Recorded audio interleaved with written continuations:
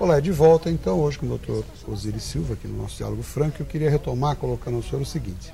O senhor participou há poucos dias de uma audiência pública em São José dos Campos que discutiu a implantação do trem-bala. Eu queria perguntar ao senhor o seguinte, o senhor disse que se fosse governo não faria o trem-bala. Valeu a pena participar dessa audiência? Qual a sua visão sobre isso, doutor Osiris? Valeu a pena, eu participei, mas infelizmente eu não pude ficar para o período de debate, eu tinha que retornar a São Paulo. Mas na parte da manhã eles fizeram uma exposição completa do projeto, embora teve uma coisa que eu estranhei e não pude fazer a pergunta diretamente. Eles fizeram a apresentação da viabilidade do projeto do ponto de vista apenas operacional. Uhum. Eles não fizeram um estudo de viabilidade sobre o retorno do investimento. Investimento de 34 bilhões de reais. Né? Uhum. Ora, um investimento de 34 bilhões de reais afeta fundamentalmente a viabilidade operacional, se for considerado o retorno. Então ficou uma questão na minha cabeça. Quem paga esses 34 bilhões? Quer dizer, seria o contribuinte, através de tributação e de impostos. E por outro lado, outra coisa que me surpreendeu foi que o trem não gera demanda nova. Eles fizeram todos os estudos de operação, captando 50% do tráfego da ponte aérea Rio-São Paulo e 30% do tráfego de ônibus. De modo que não gera demanda nova. Então, uma transferência. Então, duas coisas que me impressionaram foi isso. Por exemplo, quem paga a conta dos 34 bilhões, porque já que não entrou no estudo de viabilidade, induz que se possa pensar que isso seja pago pelo governo federal. Isso significa que custo-benefício, o custo é muito alto para um benefício muito pequeno? Benefício muito baixo. Por outro lado, eu insisto que o Brasil é um país que tem tremendas carências no campo de logística e que se nós precisarmos de trem, eu acho que o trem é uma arma extraordinária com uma logística bem trabalhada na área de cargas. E o trem-bala não transporta carga. Somente passageiros. Somente passageiros. E como não gera tráfego novo, eu fico me perguntando por quê. Quer dizer, então, realmente eu sei... O senhor acha viável recuperar a malha ferroviária que nós temos? Mas por exemplo, eu não diria viável, eu diria fundamental. Fundamental, porque nós estávamos conversando um pouco antes do programa, dizendo sobre a importância do custo de energia e a importância da energia, quer dizer, tópico energia como alavanca de propulsão do progresso, do desenvolvimento. O senhor disse que cada 1% a mais no PIB, o senhor tem que gerar 2 vezes 2% no suprimento de energia. Isso dizem os economistas. Né? Mas isso vamos dizer, de uma maneira mais ou menos indutora, nós acreditamos que seja verdadeiro. Uhum.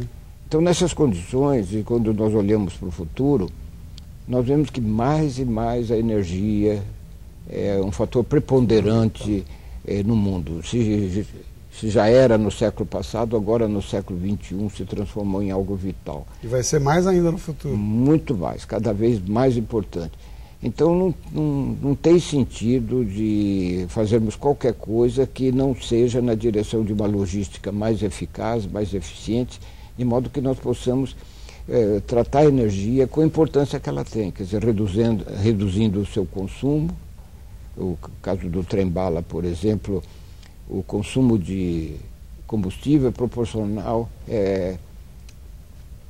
num expoente igual a 3, quer dizer, em termos exponenciais, quer dizer, cresce de uma maneira espantosa o consumo de energia com velocidade. Uhum.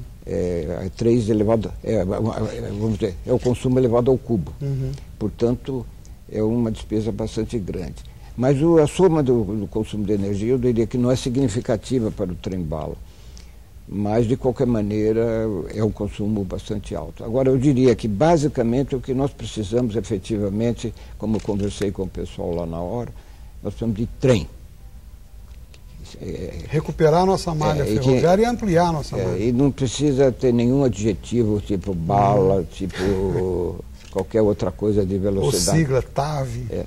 E depois foi uma coisa curiosa também, tinha muita gente dos diversos municípios do Vale e todos queriam que o trem-bala parasse em suas cidades.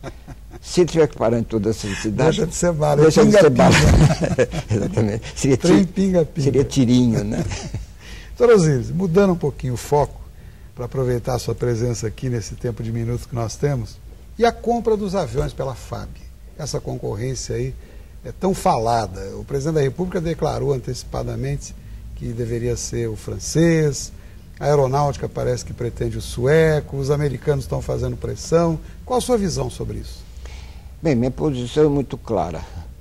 O Vale do Paraíba, através das iniciativas educacionais, em particular da Força Aérea, criou uma empresa chamada Embraer, que hoje é a terceira maior fabricante de aviões comerciais do mundo. Primeiro item que eu me pergunto é por que a Embraer não participa dessa concorrência. A Embraer poderia participar? Claro, sem dúvida nenhuma que poderia participar. É que muita gente pensa que a Embraer não é capaz de fazer esses aviões. Eu brinco muito dizendo que os 15 aviões que eu iniciei na Embraer, eu confesso aqui, muito segredo para os nossos telespectadores, eu não sabia fazer nenhum. E eu acho que isso está na base do progresso. O senhor dizia que a Embraer faz o avião, porque na verdade o avião militar, depois a perfumaria que é colocada entre aspas, é o armamento, não é isso? E coloca perfume nisso, né? Põe perfume nisso aí. Olha, um perfume, porque é justamente o que precisa. O avião, na realidade, é um vetor que transporta armamento. E esse armamento realmente é vital para a missão do avião. De modo que eu diria que fazer o avião, ora, eu não vou dizer que a Embraer saiba fazer, porque quando eu comecei a fazer cada avião na Embraer... Mas ela aprende a fazer rapidinho. Mas aprende a fazer com uma extrema rapidez. E, por outro lado, hoje as técnicas... Então o senhor entende que a gente não deveria comprar um avião de fora, nós deveríamos... aí vem outro tipo de... A Vibraz, Embraer, se unindo um consórcio, seria isso? Em tese, sim. Agora, eu sei que para fazer 36 aviões pode não ser conveniente fazer um projeto gigantesco para fazer 36 aviões. Que é a compra da FAB. Que é a compra da FAB. Aí, se porventura, e por essa razão lógica e economicamente sensível, nós decidirmos que o avião deve ser adquirido de uma companhia estrangeira, aí eu coloco uma outra tese que me parece absolutamente fundamental, que o contrato seja feito com a empresa brasileira. Via empresa brasileira? Via empresa brasileira, e não diretamente do poder público com a empresa estrangeira. Porque e entre os 3 estrangeiros, o senhor opta pelo sueco, que o senhor me dizia? Eu optaria pelo sueco. Que é a opção da aeronáutica? É a opção da aeronáutica. Acho que a aeronáutica pensou mais ou menos na mesma direção. Porque o avião não existindo, eu acho que nós podemos sonhar que desse avião possa ser um produto nacional, e esse produto nacional depois ser oferecido no mercado mundial. Como efeito multiplicador, nós distribuiríamos no mundo. Como a Embraer hoje, que tem mais de 100 países com os nossos aviões. Em vez de fabricar simplesmente 36 aviões, quem sabe fizéssemos 100, 200, 300. Doutor Osíris, o que eu não estou entendendo, e certamente muitos telespectadores também não, eu comentei com o senhor nos bastidores que o presidente Lula, antes de ser presidente, dizia que a Petrobras, por exemplo, não poderia mais contratar plataforma fora, os navios da Marinha Mercante teriam que ser produzidos aqui. Isso parece que melhorou. Aí você disse, não, Carlos, espera aí, o avião dele é francês, o carro dele é australiano. Os batedores vão na moto americana. O senhor acha que nós não adquirimos ainda essa cultura de valorizar o que é nosso? Bom, isso é verdade. Eu falaria para o próprio telespectador hoje, quando ele entra numa loja e tem a oferta de um produto estrangeiro e um produto nacional, claramente ele opta pelo estrangeiro. É normal. Isso é lamentável, né? Mas é a atitude típica dos brasileiros, nós temos que reconhecer que é verdadeiro. Então, nessas circunstâncias, eu diria que, em havendo essa característica, nós precisamos efetivamente levar o Brasil à produção. Mas acontece que hoje o mundo é global. De modo que aquele sonho de dizer, não, tem que fazer a plataforma aqui, tem que fazer o avião aqui, tem que fazer o automóvel aqui, tudo isso, hoje no mundo não é assim tão verdadeiro. Porque o mundo hoje se globalizou. Agora, nós devemos temos que aproveitar essa Exatamente, nós temos que usar essa globalização também em nosso favor.